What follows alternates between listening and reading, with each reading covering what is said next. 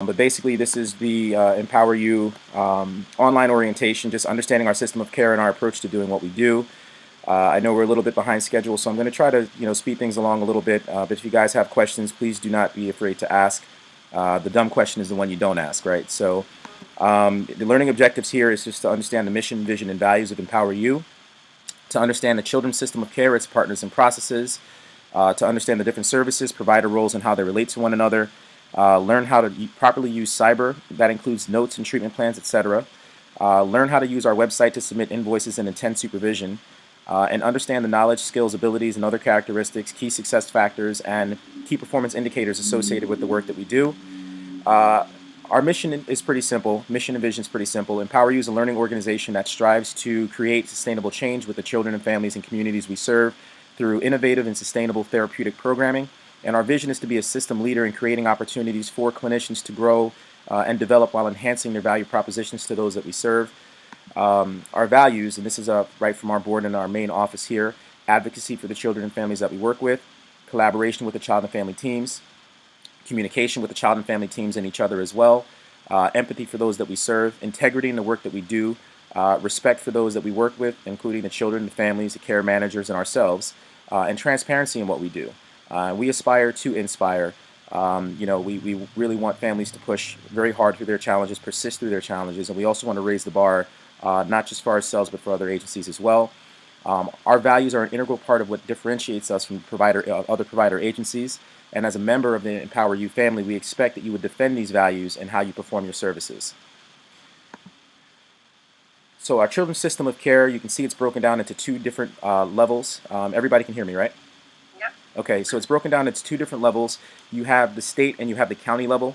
The children's system of care is run by Perform Care. Perform Care is the contracted systems administrator. It's also the brain of our system of care. It's our entry point into the system of care at the state level.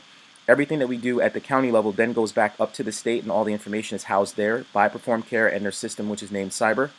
At the county level, you have two different systems of care. I left stars by them to show that these are agencies that actually send us referrals. These are where your referrals would be coming from.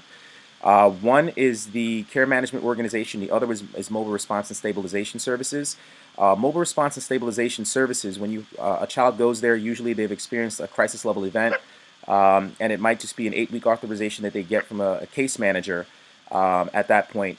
And during that 8 weeks, we're trying to assess whether or not the incident that they had was a one-time anomaly, or if it's something that actually requires a higher level of care. If they determine after 8 weeks that we need a higher level of care, then we actually go up to the care management organization. At that point, we're not dealing with a case manager anymore, but we're dealing with an actual care manager. And families will stay at this level of care anywhere from 90 days to 18 months is when they try to transition families out. But I've seen children in the system of care for years and years. Sometimes they transition out and they come back.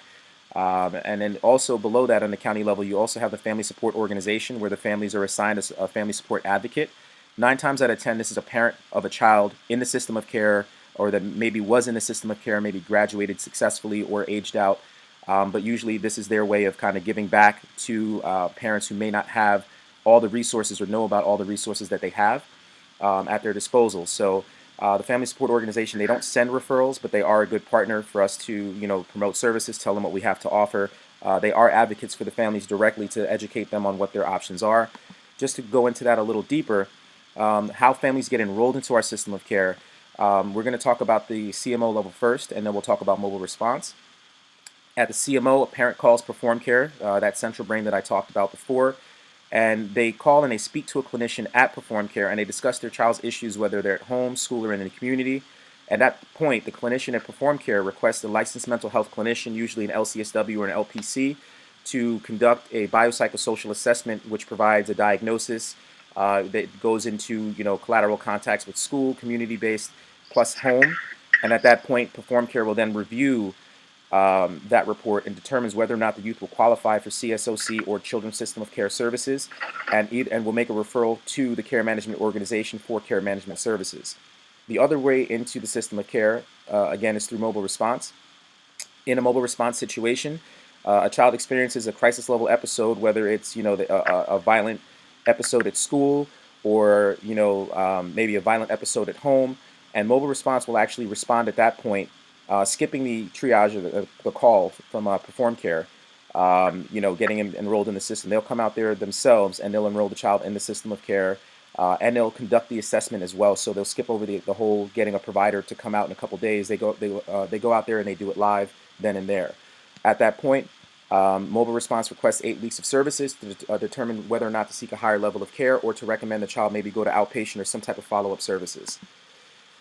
So the CSOC is based on team play. The child and family team is a critical part of the wraparound model. In the child and family team, I want you guys to kind of think of Voltron or the Mighty Morphin Power Rangers, in that they're individuals who are very strong on their own, but when combined, they're unstoppable. And that's really the goal of the CFT, is to create strength in numbers for the children that we serve and wrap them around in services. So in the child and family team setting, I want you to think of yourself as an arm or a leg of that CFT body. That's critical for its success. Think of your care or case manager as the head of the Power Ranger or Voltron or whatever that brings the arms and legs together and keeps everything under control. Those arms and legs could be other support partners like IICs and BAs, depending on what role you play. But basically, the child and family are at the core of this entire structure. The care managers will quarterback the care process, leading the team into challenging the issues that the child and family are facing. Without the arms, legs, head, and core all working in sync, the CFT body will not be effective in its mission. And this model works, again, it's based on team play, and we ask that you be a team player. Meaning, if care managers call you, or if you're an IIC working with a BA, that you guys are actually communicating with one another to try to figure out what you guys can do to work off of one another to help get this family to where they need to be as soon as possible, rather than to kind of work on your own. Services and role descriptions, I can kind of go through this very quickly. Basically, the behavioral assistance role is a paraprofessional role that you're being supervised by our clinical supervisor here, so you have to attend supervision. And you're also being directed by the intensive and community specialist or the therapist that's working with the family. So they're directing your treatment plan. They're trying to tell you, what direction you need to go, what interventions you need to, engage in, and they're going to hold you responsible for engaging in those things to get the child performing where they need to go or where they need to be. The biopsychosocial assessment, again, is one of the entryways into the system of care. It's conducted by a licensed mental health clinician who's also licensed to perform evaluations. And basically what it does is it assesses where the child may be, and it determines eligibility or suitability for CSOC services. Then you have intensive in community, and you also have intensive in-home. They're very similar services. The only difference between the two is that IIH, intensive in-home, is reserved for children on the autism spectrum, and it allows you to work in the schools during the day. It allows you to work one-on-one with the parents even if the child doesn't participate. Whereas IIC requires the child's participation, meaning the child always needs to be present when you're conducting sessions, whether you're doing them in a family setting or one-on-one. But basically, it's providing child and family therapy. The IIC or IIH clinician will direct any paraprofessional services that are happening. Going back to that Voltron or Power Ranger reference, you're directing some of the other arms and legs that are working that may not have your clinical skill set or your credentials. Mentoring is an informal support service. It might be a situation where a care manager will actually direct, how mentoring services go. They'll say, hey, we need a mentor to help this youth, with finding a job, or we need a mentor to help this youth learn how to socialize at the park, or whatever the case might be. If you're working with IIH or working with children on the autism spectrum, then it's important to understand the other system of care that Empower You works with. That's Family Support Services, or FSS. And in Family Support Services, in addition to the clinical services that we offer, we actually offer after-school respite, which is an after-school program that we have, 5 days a week that children are being picked up from school and being dropped off home around 7 o'clock, Monday through Friday. Basically, it's designed to give parents a break, meaning, maybe a mental break, and understanding that the children are being well taken care of while they're at work or doing what they need to do. In addition to that, we also have agency hired respite, or AHR. This is a one-to-one service that is probably for lower functioning youth, but it can be for higher functioning as well. But it can go anywhere from assisting youth with their ADLs to really just spending time with them or supervising them so the parents can, relax. Then you have the agency weekend respite. This is a weekend program really to provide recreational outlets for children with intellectual and developmental disabilities in a group setting. So it allows them to make friends. We teach kids how to do things like, make lunch and then sit down and eat lunch and create small talk amongst, people that they're just meeting. Social skills that a lot of the children on the spectrum do need are taught there. Other skills that they have as well are taught there. Other skills they have in terms of independent living, like learning how to handle money and things of that nature, happens there as well. Now, getting into Perform Care System Cyber, we're going to talk about what it is, what it does, and how we use it. Again, Cyber is the name of the Management Information System, or the MIS, for CSOC. So the system houses all the data, including treatment plans and progress notes for every child who is, ever has, and will participate in CSOC services. It keeps the state and all the system partners connected. So basically all the data that happens, from your BA note to the IIC note, all becomes central knowledge right here in Cyber. And the state has access to this as well, which is very important to understand, because how you actually put things into Cyber does get recorded down at the state level, and you want to be very mindful of how you record your data. So our responsibilities as it comes to Cyber is that the progress notes have to be done within 72 hours of each session. Most of our contracts demand this. It's a form of communication with the care managers. It lets them know what's going on with their children and families. When they do their check-ins, and let's say they're not able to call you and reach you right away, they're able to go in and see what you're doing and see how the child is progressing, and able to tell their supervisor how things are going. It also lets the state know how things are going with that particular child, as the state Perform Care monitors everything that's going on with every child that's in the system of care, whether they're at mobile response, whether they're just getting an assessment, or they're at the CMO level. All the notes are submitted in our SOAP format. It's an adaptation of the old medical SOAP format.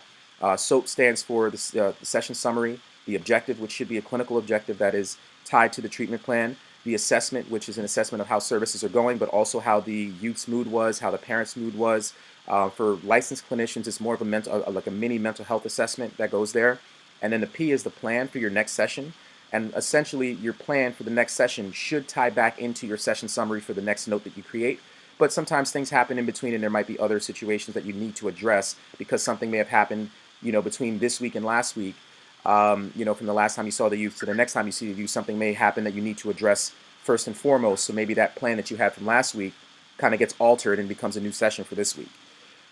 Perfectly acceptable, perfectly okay. But we do look for the SOAP format, and we have a compliance analyst in our office that will definitely make sure that everybody's putting everything in the SOAP format. The reason we're going for the SOAP format is that a lot of the care managers are bachelor's level people. The SOAP format is very simple for them to follow. Even if you're dealing with a licensed clinician who uses big words and everything else along those lines, it's pretty simple. All the information that they actually need and everything that they care about with regard to checking in with their children and families is right there for them. It's very easy to see, okay, what you did, what needs are you addressing, how are services going, and what do you plan to do moving forward. Very simple for them to digest, and it's very simple also for their care manager supervisors, who normally are licensed clinicians, to digest as well. Also, we're responsible for treatment plans for IIC and IIH services, and if you're an IIC or IIH and you have somebody who's doing behavioral assistance under you, you're responsible for incorporating them into your treatment plan as well, and making them responsible for some of the interventions that you're looking to implement. And we look to have that done within 21 days of starting services. Also, the treatment plans have to be updated every 90 days. The system will definitely update you and let you know when your next treatment plan is due. And as far as biopsychosocial assessments, we have to take a look at the initial date of authorization, and basically at that point we have 21 days to actually complete the assessment, which includes doing the face-to-face with the family for an hour, all collateral contacts, calling the school and anybody else that we need to, psychologists, psychiatrist, anybody the child is working with, and then also spending about an hour compiling the report. We have to do all of that within 21 days. So using Cyber, pretty simple. We go to step one here. We have www.performcarenj.org. That's where we go to access Cyber. That's Perform Care's website. Once you get to the website, it's going to look just like this here, and you're going to see a tab that says Launch Cyber. That's what you're going to do. You're going to click there, you're going to launch Cyber, and you're going to have your username and password here. Now, if you're providing different level services for us, for instance, if you have family support services, meaning if you're doing respite care work, you're going to have your first initial and last name .eufss for family support services. If you're doing IIC or BA services, it'll be your first initial first initial and last name .euiic. If you're doing IAH services, then it's going to be your first initial last name .euiih. So you have to look at what your cyber ID is, because for each service that you provide, you will have a cyber login that goes specifically with that service, that level of care that you're providing, and you want to be mindful of that. If you have any issues locating this information, you can always contact the central office, and the lead coordinator can give you the information that you're looking for. Once you log into cyber, you're going to have a wide variety of ways to search for your youth, because that's what you're going to do. You're the only reason you're going into cyber is you're going to update notes, or you're going to look at other people's notes. So there are multiple ways to search. What I would suggest in the beginning is that you kind of establish what your preference is early on. If you want to know what your child's cyber ID is and you want to put the cyber ID in here, that's the strongest way to really find a child, because the cyber ID is unique to every last child. So if you have a Stanley Smith, who has cyber ID 123, and then you have a Stanley Smith that might be in another county whose cyber ID is 456. Putting in that 123 will get you the right Stanley Smith, so you're not putting in the wrong note, or putting in a note for the wrong child. So that's the strongest way to do it. But then you can also put in the child's name, first name, last name. You could look at your caseload, which will show you all the children that are assigned to you uniquely, or you can do a youth and child search as well. So if I were to rank these in terms of efficiency, I would say cyber ID is probably number 1, your caseload is probably number 2, and then it's a tie really for third between youth and child search and just putting their first and last name here, because essentially they do the same thing. Now, when you're entering your progress notes, and this is a really big part of the game, this is a part of compliance and a very big part of what we do. My recommendation with progress notes, and I can definitely share this with folks, and I'm going to share an example in a second. I have a tendency to have Google Docs on my cell phone, and I advise parents that it might seem like I'm playing with my cell phone at the end of each session, but what I'm really doing is I'm taking notes. And what I'll do is I'll share my notes with the parents at the very end of the session, so that I'm not wasting time on a Sunday, let's just say, catching up on notes when I'm not being compensated for it. Instead, during time where I'm being compensated, I'm actually consulting with the family, and I'm doing a progress note. And then at my leisure, I can go and I can copy and paste all my notes for all my kids. So instead of spending, 2 hours that I could have been out in the field working with a family and making money, instead of doing that on a Sunday afternoon, I'm actually going to spend about 15 minutes putting all of my notes in for the week. And then it's there, it's set, and it's done. And I did my progress notes, during compensated time, and advise the family as to what's going on, so they could never say that Marlon or whoever's working with the family never told them what's going on with their family. So with that said, if you were to go that route and you keep a Google document that you work with, and you're ready to copy and paste it, or you're just ready to originate a note, off the top of the head, once you get in and you locate your child, Stanley Smith, you put Stanley Smith's information in here, and it actually pops up. Obviously, I had to black this out for HIPAA reasons, but the information for Stanley Smith would pop up here, and then you'll get this whole window of options on the left-hand side, and you'll see progress notes is where you start. Once you click on progress notes, this entire screen will pop up. This is where you enter your progress note. So the first thing that you would do once you get inside this window, or step number 3, is that you would go to this drop-down menu here, you'd click it, and it'll drop down and it'll say, IIC, or it'll say intensive in community, or intensive in home, or behavioral assistance. So based on the service that you're providing, you're going to select the notation type based on the service that you're providing. So once you do that, you're going to enter the date of service, not the date that you're entering the note, but the date of service. So if I provided services on December 21st, but it's December 25th, and I'm now doing my note, I'm going to put 12/21, whatever the year is, right here in this space. I'm also going to enter the session start time and whether it was AM or PM. So if I started at 8:15, I'm going to put 8:15. If I started at 8:10, I'm going to put 8:15. If I started at 8:16, 8:17, I'm going to put 8:15. You have to round it down to the 15-minute increments. It's the easiest way to do that, because that's how billing actually happens. So make sure that you're rounding to the nearest 15-minute increment. If you came to the home at 7:25, you started at 7:30. And, if you left at 7:45, you left at 7:45. If you left at 7:49, you still left at 7:45. Okay. From there, you're going to enter the duration, and again, this is in 15-minute increments, meaning, if you're there for 2 hours a week, then you could put 2 and 0, or if you're there for 1 hour and 45 minutes, you put 1 hour and 45 minutes, 1:45. So you don't put your end time, you just put how long you were there, and it'll calculate the end time based on that, and then you go to step 7 here, enter your progress note in the SOAP format in this entire box here. When you're done with that, double check it, spell check it. There are going to be certain terms like IIC and BA or whatever that are going to come up that are always going to they're always going to check you on. You can bypass those, but you want to make sure that your spelling is on point because again, these are permanent once they go in. And from there, you're going to commit your note. And once you commit the note again, it's permanent record. So you want to be very mindful of the note that you're putting in, making sure that you're putting it in for the right person, making sure that you're putting it in that right format, making sure that your notation type, your date, your times, your durations, all of those things are on point before you press commit because once you do that, there's no going back. You can put an informational note in afterwards, but it still looks kind of sloppy. You want to do it as clean as possible. So to give you an idea of what I do in a Google Note, I'm going to show you one of my notes. I never put my child's name in a note, just for HIPAA reasons because it's not necessarily a secured format, but what I will do is I'll document the date and time because I have a lot of kids I see. I might have a kid that I see two times a week. So I'll just let myself know what date it was, and you can actually copy and paste this into your SOAP note that you put into Cyber 2. I don't mind that.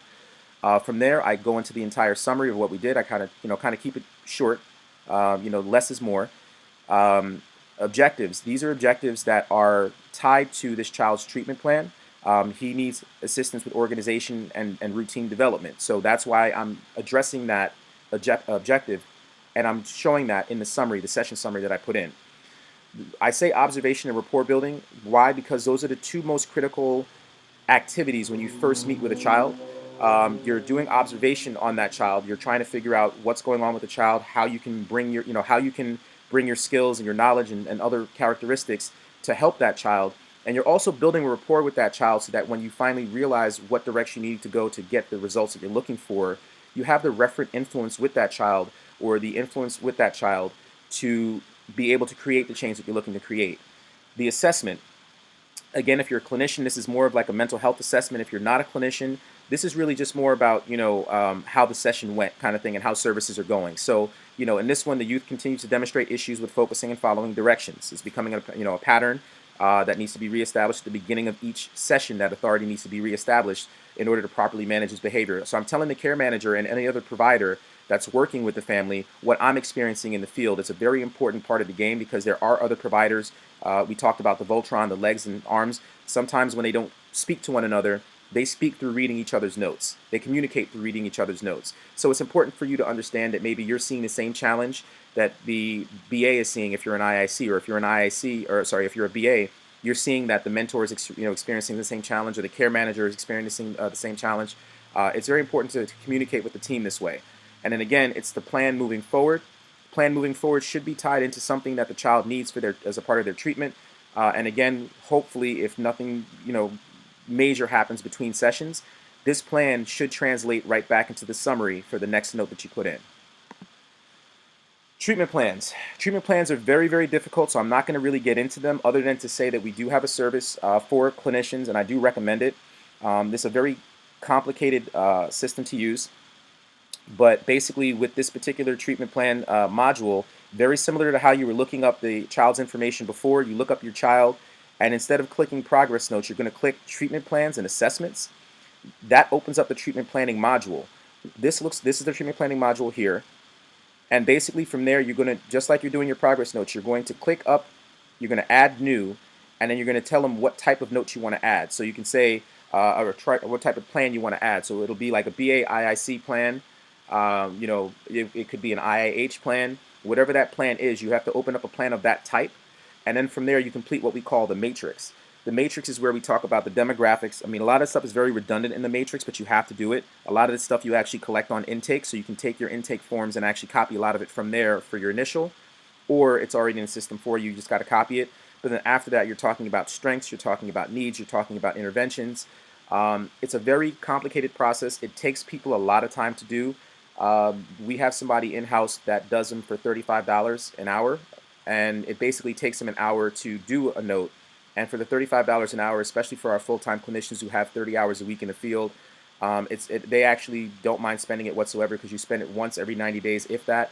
My recommendation probably would be to use the service to get your first note in, and then when it comes down to your updates, the updates are going to be very simple to do. All you do is you copy your previous plan, you make any updates to the diagnosis, and any interventions that might be needed, but it's a lot simpler on the review. So what I would do is I would probably have that person do my treatment plan, my initial, and then I'll probably update my own treatment plans just to save the money, and it's pretty quick and simple to do after that.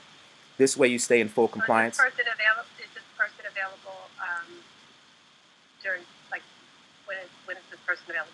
Eric, is he back? Because I think I spoke with. Yes, he was on. He was on vacation. He was on vacation. I'd say like maybe a week or two ago. But he definitely is back, and he's a full timer here. So he's a clinician himself, but he also does this during the day. So in the afternoon, when he's out doing his sessions, he's not going to be available to speak. But what he can do is he can schedule with you to kind of do an interview, and he'll do an interview with you and ask you what is the family's definition of a crisis. What is the family's overall vision for getting outside of the system of care. He'll ask you. He'll basically interview you and give you.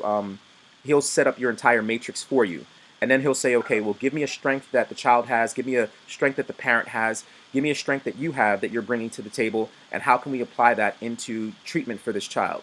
And who's going to be responsible for implementing those certain things? Like it's basically an interview process. Usually, it's about a half-hour phone call, and about a half hour for him to actually compile your treatment plan, and that's the entire hour.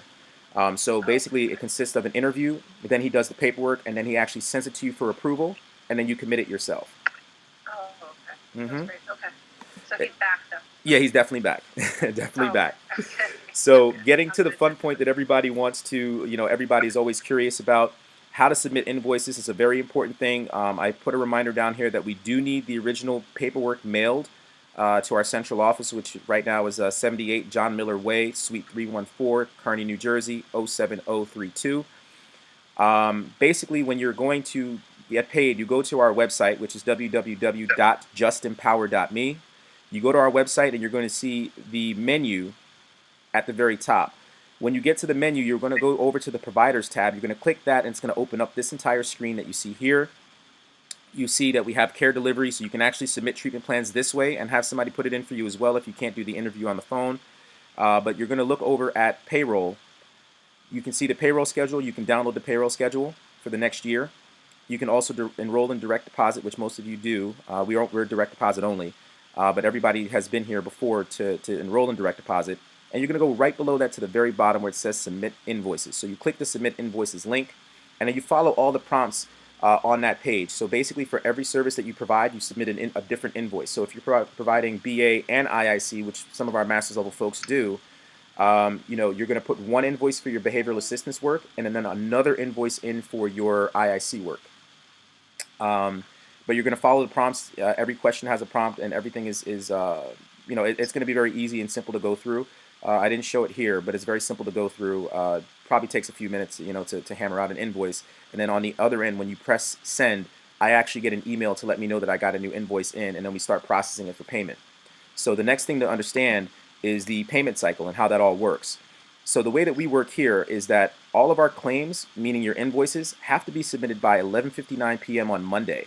So like, let's say for instance here, I have the calendar up for December 2017.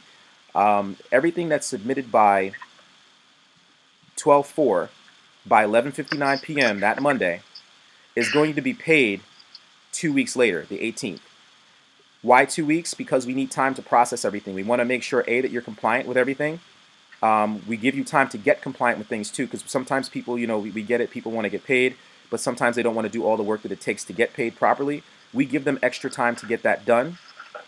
So all the compliance requirements such as progress notes, treatment plans, and receipt of original paperwork must be met by the Thursday before the target pay date in order to qualify for that pay period. Meaning, if you submitted all your claims on the 4th, you have all the way up until this Thursday here, the 14th, to make sure that we get your originals, make sure you're up to date on your progress notes and your treatment plans, and you're going to be in the payroll when they run payroll here on the 14th. And based on your banking institution, you're going to either get paid Saturday. Nobody really gets paid Sunday. They don't really do transactions on Sundays. I've heard of it every here and there, like if Monday's a holiday or something like that, I've heard of it before. But usually you're going to get paid Saturday or Monday, depending on how you're registered with us. If you're registered as an LLC, you don't get an email. But if you're registered as an individual, you will get an email from the system to confirm that you did get paid. That's how a lot of people, if they get that email on Thursday, they know that they're good. But if we have any compliance-related issues up until this point, you're going to be getting a call from the compliance analyst to let you know what is out of compliance, and he'll tell you how to get back into compliance before this date because we want to get you paid. So if you submit a claim at 12:01 Tuesday, you're automatically going to shift over to the next pay period. So if you once you miss this pay period here, this date here, this deadline, you automatically get shifted into it's almost like you submitted on the 11th instead of the 5th. So if you submit on the 5th, we put it in the same queue, or any one of these dates, we put it in the same queue as the next payroll, and you're going to get paid 2 weeks from that date. So you want to make sure that you get your claims in by 11:59 on Monday. Most people get their claims in on Sundays. That seems to be a pattern that I'm seeing a lot. How to attend supervision. Now, supervision for licensed clinicians is not mandatory, but it's definitely recommended. Why? Because you get a chance to see other clinicians, people with a variety of different trainings and skill sets, getting into the same room. Sometimes you might be in a room with a behavioral assistant that's working with the same family that you're working with. We have Dr. Elena Mazza, who's the director of the BSW program down at Monmouth University. She is our lead director. She's the person who does all of our supervision. We also have Gabriel Thiasmi, who is a BCBA, who directs a lot of our supervision for children on the spectrum. Both very talented clinicians, and basically, they do a lot. They do a lot for us in terms of training people and giving people new ideas and new tools. So very much like going to payroll, you go to www.justempower.me. Now you click the provider tab again, and you click join supervision. Now, somebody from Empower You needs to be in the room to let you in, because we do have a secure room. You don't want random people on the internet just jumping into supervision sessions. It's not a good thing. So basically, as long as somebody from Empower You is in that supervision room, you'll be able to tap and go and join in. What Ellie does is she puts a doodle poll together, basically a calendar, and you get to choose when you want to go to supervision, and she'll send out an invite for that time slot when that time does come. Supervision for behavioral assistance and license. Sure, go ahead. Question on it. So the calendar, is it located? Is it located? The screen here is not that large, so I can't see it. Okay. Is it located? Where can I find the calendar? Oh, the calendar is the calendar. If you were to go to payroll schedule, under payroll, the same place that you go for to submit your invoices and enroll in direct deposit, it's the first link at the top, payroll schedule. Okay, so the calendar for supervision is there as well. Oh, the calendar for supervision, we email that to you. So what happens is we don't have a calendar for that, because we allow people to choose. We understand that people have different jobs and different commitments. Some people do this full time. Some people work in the hospital. They work in the school. They work in the jail, and they have different schedules. So what Ellie does is she gives you her availability, and she allows you to pick a date and time that suit your schedule best. So once you do that, then she'll send you an invite for that specific time slot that you booked. Okay, great. Yep, and she does that. She does that once a month. What's Ellie's last name? Mazza, Mazza. Dr. Ellie Mazza. Okay. And if you are, a master's level clinician or a behavioral assistant, you're required to attend supervision 1 hour for every 40 hours that you work, or at least once a month. So even if you have one family and you're only seeing them 2 hours a week, you work 8 hours a month, you still have to go to supervision as long as you're seeing families. If you're seeing families and you're working 160 hours a month, then you have to go to supervision once a week. So basically, based on how much you work, we figure out how many times you need to be seen. Ellie's really good like that. And again, for licensed clinicians, it's not mandatory, but we do recommend it, because a lot of people do learn. And in a situation like what we have, where you go out into children's homes, you don't want to feel alone. So it's kind of interesting to see what other clinicians are experiencing in the field, how they might move and persist through certain challenges and getting different ideas. It's a good place to go and learn and grow and develop. So, getting into knowledge, skills, abilities, and other characteristics, or KSALs, these are things that we look at in our recruiting process. These are things that we actually assess people on before we bring them in, to see that they have the requisite skills and the knowledge and abilities and other characteristics that we look for to provide quality care. When I think of that, I want you to think of your trusty cable man. You can see I got my cable man right here. He's got all of his tools. He's ready to go. He's ready to get somebody hooked up. Think of your trusty cable man. Regardless of what house he or she steps into, they arrive with their tools and know-how, and ready to use them in any way possible, or any way that's required, to get you all connected. And what we're trying to do is we're trying to get the family connected. We want the family to get in sync. How do I get this child and family in sync? And basically what you do is you're bringing your knowledge, you're bringing your skills, you're bringing your abilities and other characteristics. You're bringing all of those things together to help that family get connected. So just like the cable man who can go into a studio apartment or go into a mansion and he knows I gotta hook up this many TVs and I gotta get everybody connected by running wires here, here, and here. That's him bringing his tools. That's him bringing his skills, and that's really what we are looking for. Using those knowledge, skills, and abilities to empower families. So as such, because we're a learning organization, we're also looking for you to enhance your knowledge, skills, and abilities on an ongoing basis. Another thing, about supervision that's very important is that people do come and they do learn. And it's one of the value propositions that we hope to actually give back to clinicians is that opportunity to learn and grow, which a lot of agencies do not offer. The other characteristics that you possess really just add uniqueness to the signature on your work and how you do your work. That makes you who you are. People understand, that, I'm an avid, 90s hip hop guy. That actually works for me if I'm dealing with a child in Jersey City who wants to be a rapper, and maybe the only way that I can work with him is to get him to communicate his feelings through writing rhymes. I'm a big basketball fan. If a child is able to catch a reference that I'm making in regards to persistence, or getting through bullying by talking about Steph Curry or talking about, somebody who might, Muggsy Bogues, who was a short player who ended up playing big ball in the league. If I'm able to use those things as references to break down those barriers, that makes me relatable to that child.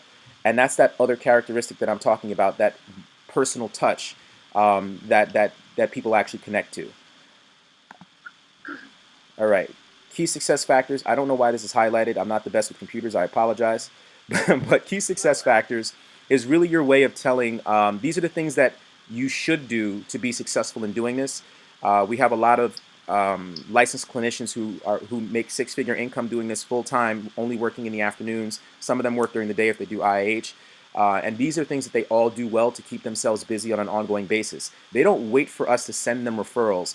Referrals will come to them by name, and sometimes they'll have to turn referrals away and say, I'm sorry, maybe call the office, maybe they have somebody else, but I'm busy. And that's a compliment. That's a good thing. It means you're doing these things that make people successful in the field.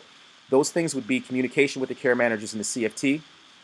I can't stress how important that really is. Imagine being in a situation, and ladies, I'm sure you've been in a situation, at some point in time in your life. It's one of those, I always bring it up because dating is very difficult. But imagine, a guy comes up and buys you a drink at the bar, and, somehow, some way you feel bad and you give him the number, right? And he's calling, but you're not answering because you're really not interested, right? Over time, he's going to develop that understanding that you're not interested, hopefully, and stop calling you. That's how care managers feel too. The care manager's giving you a shot too. They're saying, you know what, I'm going to give you a chance to work with my child and family. I really don't know you well yet, but I'm willing to get to know you. But I'm calling and I'm looking for updates. I'm looking for notes. I'm looking for these things. I'm texting you, but you're not responding. I'm calling, you're not calling back. And they're going to feel like you're not interested. And we talked about team play. If you're not interested in being a team player, they're going to look at you, no matter what agency you're with, they're going to look at you as not being a team player and not want to work with you. I've been in situations where people will say, I don't want to work with that particular clinician because I've had a bad experience. And that will follow you from agency to agency, whether you decide to work for yourself, myself, another agency, what have you. That does follow you. So you want to make sure that you're communicating very well with your care managers, and not just them, but the child and family team. The child and family team meetings, happen quarterly, usually about every 90 days or so. They're very important. They're so important to us that we are one of the few agencies that actually will pay you your hourly rate to attend the CFT, even though we can't bill for it. We will pay you to go, an hour's wage or whatever to go to the CFT, just because your voice is really that important in the process. That's the big part of that communication and driving the family forward. The next thing is communication with the EU leadership, like myself. I really don't sleep. If you guys ever have any questions or need anything, you guys could always contact me at marlon@justempower.me or call me on my cell, 908-907-7777. And I'm very responsive. If I'm around, I will definitely make sure that I can help in any way that I can. You can communicate anything from payroll issues to challenges with a family to wanting to learn something new to just saying, hey, listen, I had an idea that I want to run by you. But that communication with the EU leadership really keeps us in sync. One of the things about our culture here that's very different is we also have quarterly Empower Hours, and our Empower Hour might just be a group activity, that we do, like karaoke night, bowling. We did a walk for children with autism. We did a walk for Alzheimer's together. That's a big part of our communication and gelling and bringing everybody together. A big part of our culture is based on communication. Consistency in scheduling and attendance with families. This is another big one. If you have families that are consistently saying, hey, my provider is always late, They're never on time. They do no call, no shows. I don't know where my provider is. All of these things are bad. You know, you have to communicate. This goes back to that CFT communication. The child and parent are a part of that child and family team. You want to make sure you're communicating with them.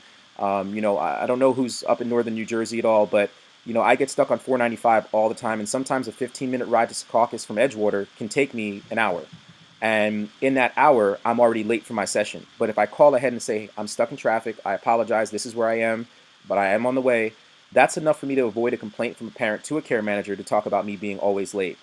You know, you want to be very consistent with your scheduling and attendance with families, meaning, you know, if you say I'm going to be there Friday, be there Friday.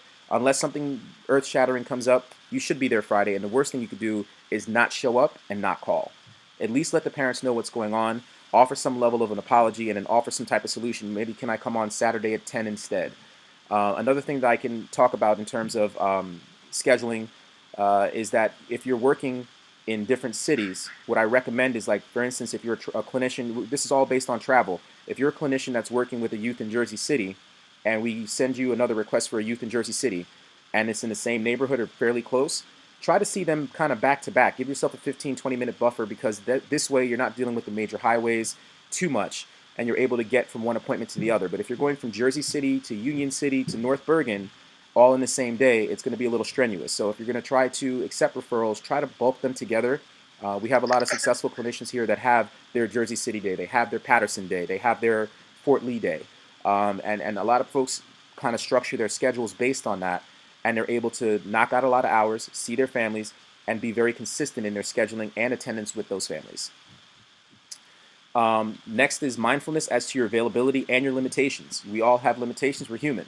If you don't feel comfortable working with a person who experienced a sexual trauma, it's not within your skill set or comfort zone, it's okay to say, no, I'm not comfortable with that particular referral.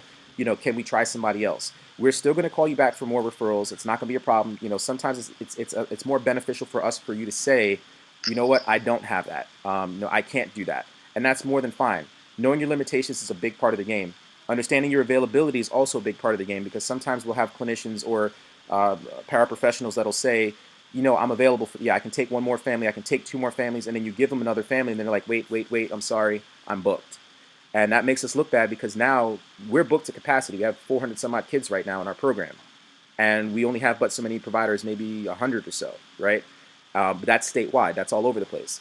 So with that said, if everybody's at capacity and you said you were available and all of a sudden you're not, it could put us in a very bad position, because now somebody has gone through the whole Perform Care process, they've generated an authorization for us, and now they have to go out and find another provider, and now we've rubbed the care manager the wrong way, who may not call us back because of that. And that's something that we've seen that we hopefully don't see. So one of the key success factors, again, is being mindful as to your availability and your limitations, your own skills. You know, if you're working with a child on the spectrum and the child is lower functioning and really needs more ABA training, and you don't have that ABA training, it's okay to say, you know what, I'm not comfortable with this one. Can we, you know, transition him to a different provider? That's more than fine. The other thing is persistence through challenges. I said it a couple times in the training. Persistence through challenges with families. You're going to have challenges with families. Sometimes the biggest challenge is just getting your foot in the door. Sometimes you have families that are very standoffish. They don't want these services. Maybe DCP&P is forcing the services on them. Or, you know, there was an issue at school and school won't let the child back unless he's receiving services. You know, sometimes getting through the door is enough of a challenge with the families. Or sometimes you'll have families that are very inconsistent with their scheduling, so you find a way to work with them to confirm via, you know, phone, text, whatever, before the session, to make sure that they're going to be available, to know that, yes, I'm coming at 4 o'clock. I'm on track to be there at 4 o'clock. Will you be there at 4 o'clock? Because, you know, if they're not there, then you miss a session, and that can be very frustrating and demotivating for you as well. And we want to minimize that as well. But when a family's presenting challenges, we don't give up on them. You know, if a child, let's say, is failing to engage with you, you know, in my situation, I work with a lot of inner city, you know, youth, a lot of young men who don't have their fathers in their lives. You know, fatherhood is a very big thing to me. And if a child is not necessarily connecting with me, you know, right off the bat, I'm not going to get frustrated and try to transition them off to somebody else, or just, you know, try to say, hey, listen, this family's non-compliant, I'm not going to work with them. Why? Because he's already had a male in his life that's already abandoned him, that's already given up on him. So I'm going to persist through that challenge to try to affect change for that child. I'm going to, you know, persist as much as I can. And then the next big thing is the timely reporting of progress, your treatment plans. You know, again, due within 21 days, the treatment plans, progress notes due within 72 hours. Doing those things in a timely manner allows the care manager's job to be a lot easier, because the care managers, they have supervisors, and the supervisors always are looking for statuses. So when they have their supervision session with their supervisor, you're making them look good by putting your treatment plans and your progress notes in. It means that they referred responsibly, which is a very big thing. It means that they were able, you want care managers to be able to refer to you in confidence, knowing that once I send this referral to this particular provider, they're going to put their progress notes in and they're going to be good. They're going to put their treatment plan in and it's going to be correct. And when you do that, you'll start to see, especially for those who are doing this full time, those are one of the things, the little things that you can do to make sure that you're basically booked all the time. And we have a lot of people who are booked solid for years and years on end. Next, key performance indicators. These are things that you can look to. These things will let you know that you're doing well. Okay. Infrequent payroll delays due to non-compliance, meaning your payroll is on time because your treatment plans, your progress notes, your originals are being sent in, you're doing everything within compliance, you're attending supervision, and you're not being flagged by the compliance department, to hold payroll or hold your invoices essentially, because you're doing everything according to what the state standards are. These are not our standards, they're the state standards, and ours too. Also, frequent requests for care managers and EU leadership to accept new families. So if I'm calling you on a regular basis and I'm trying to give you family after family after family, even if you're busy, the fact that people are calling for you, especially care managers, when they call for you by name, it's a very big compliment, and it's one of those things that you want to strive for, and that will transition with you whether you decide to start your own agency or work with another agency later on down the line.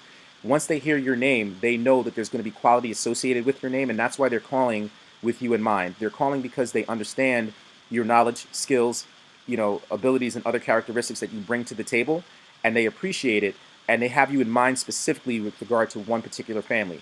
I think it's amazing for me when somebody calls and says, "Hey, Marlon, I already spoke to Dr. Such and Such, and they're going to accept this youth in Patterson for me this afternoon." That's awesome. That means that the care manager and the provider, they're communicating. Back to that Voltron reference, it means that these guys are working in sync, they're clicking, and they want to keep clicking. And that care manager sees this particular provider as being a team player and always wants that player on their team. Another is frequent positive quality assurance reports from families. So we do quarterly with each family. We'll actually call at random and we'll say, how are services going? Does the provider show up on time? Are they appropriate when, are they fully engaged when they're there? And families will tell us how services are going, whether they complain or whether they say anything that's good. Either way, we're going to provide you feedback. But when you're getting positive feedback on a regular basis, you really know you're doing something right. You really know that you're connecting with families. You know that you're able to do it almost universally, meaning, almost any family you work with, you find a creative way, an innovative way to, make yourself relevant to their cause, to what's going on with them. And that's a really huge key performance indicator, because if your quality assurance reports are on point, then your relationships with the care managers are going to be on point as well. And then you're going to do extremely well here or anywhere else you decide to go. So with that said, I'm going to conclude by saying dare to dream and be empowered, because that's what we say to our families. This is what we say to our kids. The power of dreams is absolutely incredible, absolutely amazing. And we want our kids, our families, and our providers to all dream big. So I appreciate you guys for sitting in on the session. Do you guys have any other questions before we go? You know what I do need? I need Eric's contact information. If you have that to give to me. Is that his name? I'm sorry. It's the person that will help me with the treatment plan. That is Nick Pelligra. Oh, Nick. I don't know where I got that from. It's all right. It's way off. No, it's more than fine. I will make sure that you get that information. No problem. I'll let Tyree know. Okay. Any other questions? No, that's it. That's pretty much it. All right. Well, I appreciate you ladies for taking your Easter Sunday at that to do this training with me, and I really appreciate you guys. And anything you guys need, again, give me a call. So are you going to put this onto YouTube? You said earlier that you. Oh yeah, YouTube can hear you right now. You can say hello. Oh, okay, great. I didn't know that. Okay. Thank you. All right, folks.